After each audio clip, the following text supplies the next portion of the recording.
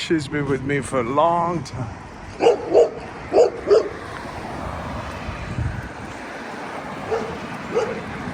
She's been with me for last 20 minutes. Here I am at 1630, landing place of the first settlers who came across the great ocean of the Atlantic, and landing place on the River Parker of the men and women who settled in Newbury between 1635 and 1650. Massachusetts Bay Colony.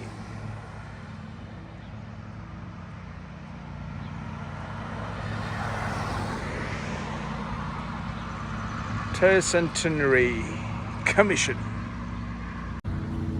This is one of the places where the first colonial settlers from the old England traversed across the ocean without knowing where they were heading, or were they today?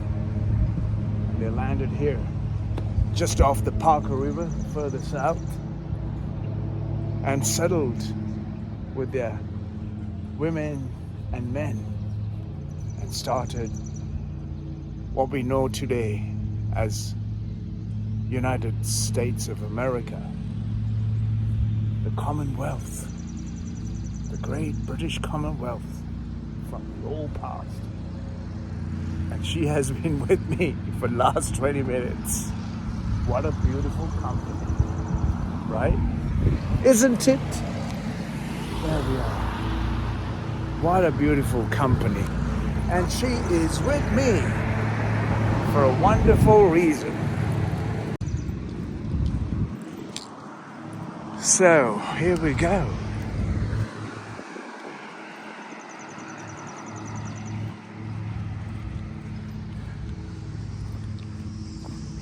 Oh, come on.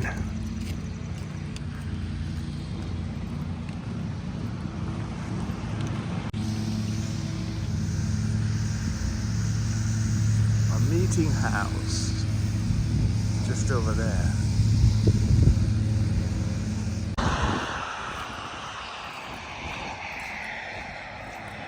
Wow, look at this.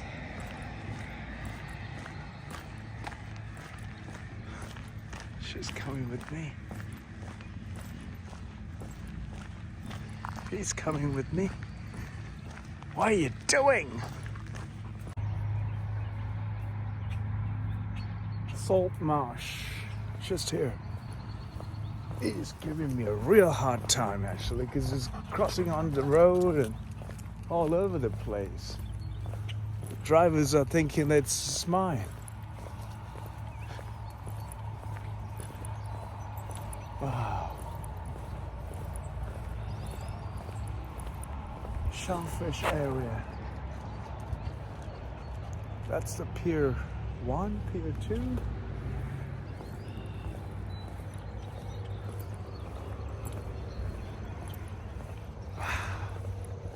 There we go.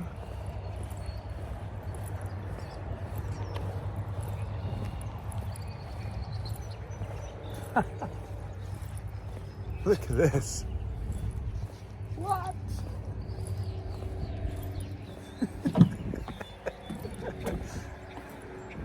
At least I brought him to the Parker River. This is where all the ancestors actually.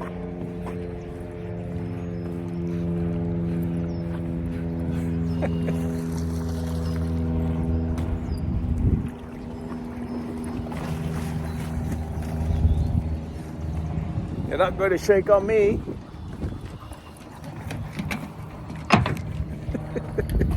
I can't believe I got company.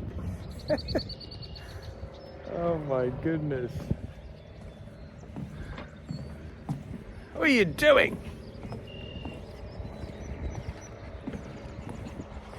Hey, no, no.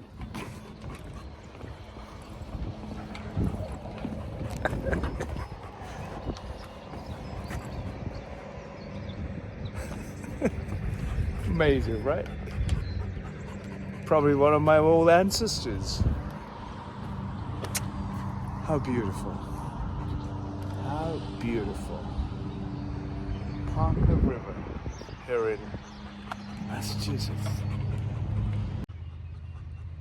Here I'm actually on the top of, just on the river, Parker River. The first settlers came through this little outlet from the Atlantic Ocean, sailed across and settled here in Newbury, they call it. I'm sure it was called something else. The people who know of Mayflower, yes, the Mayflower, and the American Revolution is not directly connected, though. The Mayflower, the voyage, and the Pilgrims established in Plymouth Colony are often seen as the foundational to the American narrative, right? The Pilgrims' search for religious freedom and their self-governance through the Mayflower Compact laid some groundwork for later American ideas about the liberty and government. However, the revolution itself was the much later event, driven by the political and economic grievances against the British.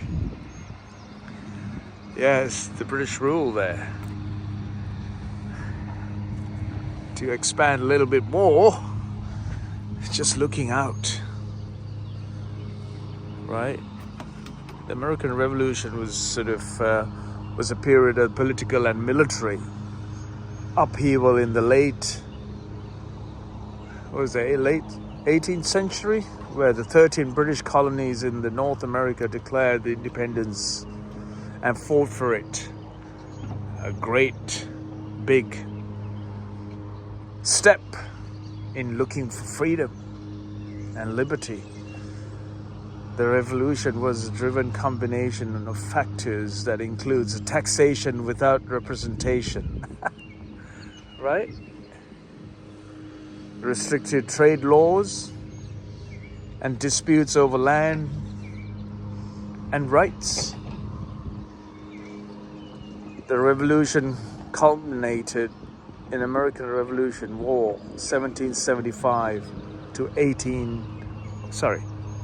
1775, the declaration of the Constitution, 1776 in fact, 1775 to 1783, which resulted in creation.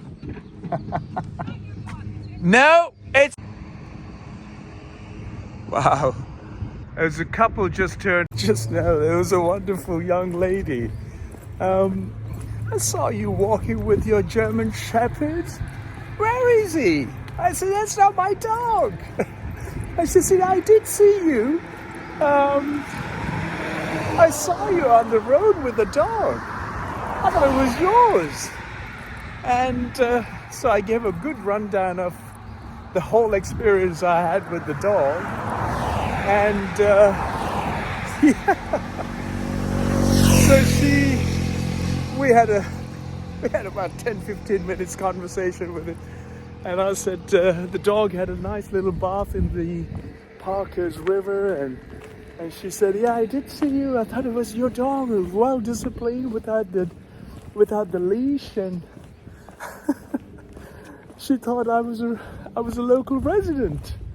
I said, no, that was not my dog. I was just going to the settlers' signpost and kind of doing the old trail. And she said, I thought that was your dog, so cute. And you dressed up nicely with your hat and your scarf, and with your dog, you're just walking, two of you.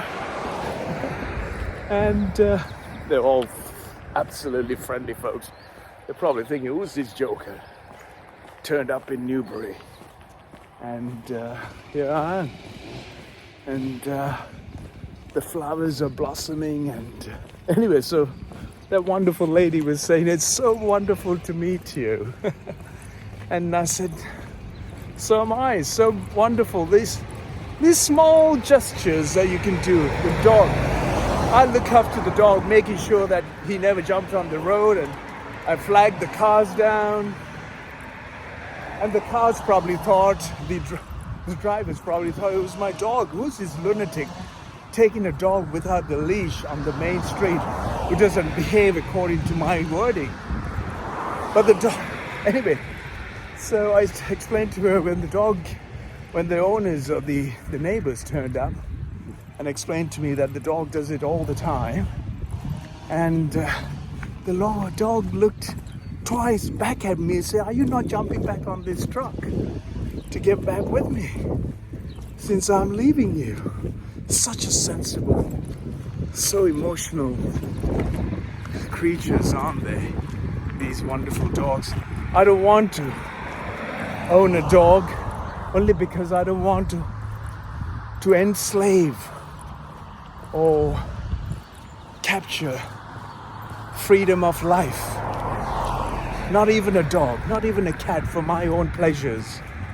You know, that's the reason I explained to that lady. I don't have a dog for myself, but many places that I've walked around the world, I've had eagles looking over me, the dogs coming along with me. What is that about? The pleasantness of yourself on this planet, the very earth that you walk upon, will love you back. And that's the joy. That's the true reality of what is to be a human.